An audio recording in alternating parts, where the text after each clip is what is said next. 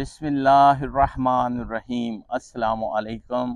آج ہم lower class course کی بک لیگل سٹڈیز کے لیسن پلان نمبر 26 کی دفعہ 6 تعزیرات پاکستان نصاب کے بارے میں بات کریں گے۔ نصاب کیا ہے؟ نصاب برائے چوری مستوجب حد بوقت چوری 4.457 گرام سونا یا اسی مالیت کی دیگر املاک ہوں گی۔ اس کو سمجھنے کی کوشش کیجیے گا۔ یہ تشریح سے میں آپ کو تھوڑا سا ڈیفائن کرتا ہوں۔ اگر چوری ایک ہی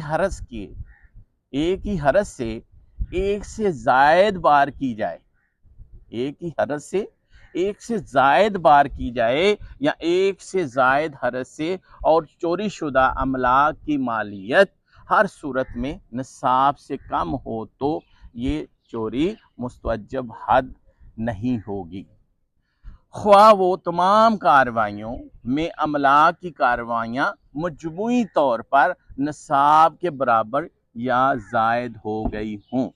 ہم اس کی مثالوں سے آپ کو تھوڑا سا ڈیفائن کرتے ہیں۔ مثال کے طور پر الف واحد کنبہ کے مقبوضہ مکان میں داخل ہوتا ہے اور مختلف کمروں سے مال چراتا ہے جس کی مالیت مجموعی طور پر نصاب یا اس سے زائد ہے۔ ایسی چوری مستوجب حد ہے۔ اگرچہ کسی واحد کمرے سے اٹھائے گئے مال کی قیمت نصاب کے برابر نہیں، اگر مکان میں ایک سے زیادہ کنبے رہائش